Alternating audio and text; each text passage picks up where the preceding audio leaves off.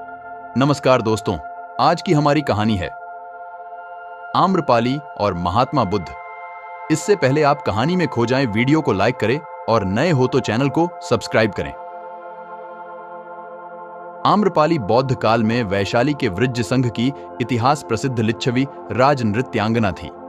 इनका एक नाम अम्बपाली या अम्बपालिका भी है। आम्रपाली अत्यंत सुंदर थी और कहते हैं जो भी उसे एक बार देख लेता वह उस पर मुग्ध हो जाता था। अजातशत्रु उसके प्रेमियों में था और उस समय के उपलब्ध साहित्य में अजातशत्रु के पिता बिंबिसार को भी गुप्त रूप से उसका प्रणयार्थी बताया गया है। आम्रपाली को लेकर भारतीय भाषाओं में बहुत से काव्य, नाटक और उपन्यास लिखे गए हैं। एक बार की बात है, महात्मा बुद्ध अपने शिष्यों के साथ घूमते हुए वैशाली नगरी में पहुंचे। वैशाली को उस समय 16 महाजनपदों में एक महत्वपूर्ण जनपद माना जाता था, जिसकी ख्याति दूर दूर तक फैली हुई थी।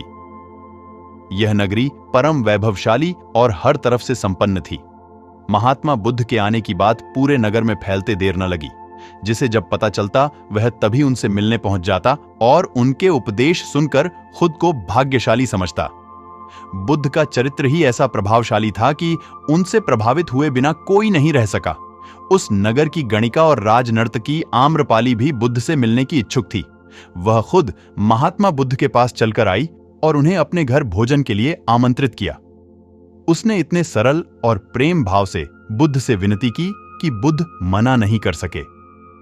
जब यह बात उनके शिष्यों को पता चला कि महात्मा बुद्ध ने एक गणिका का आमंत्रण स्वीकार किया है, तो सबने इसका विरोध किया।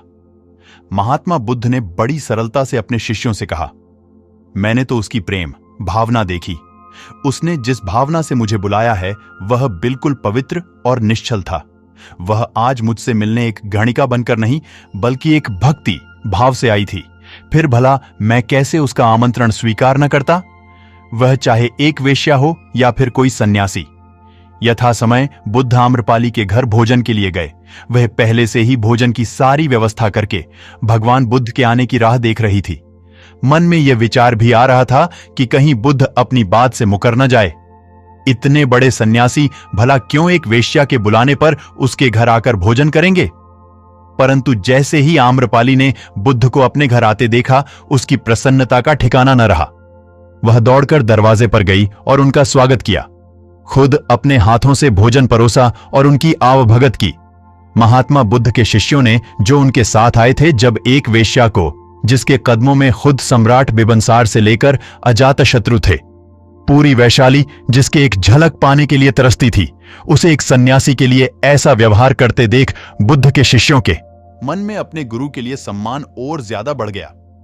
आम्रपाली ने महात्मा बुद्ध के व्यक्तित्व के बारे में जैसा सुना था, उनसे मिलने के बाद वह उनसे उससे ज्यादा प्रभावित हुई और उसी समय वह बुद्ध की शरण में चली गई। अपनी सारी संपत्ति वह बौद्ध मठ के नाम करके आजीवन भिक्षुणी बन गई। वीडियो अच्छी लगी हो तो शेयर करें। नमो बुद्धाय।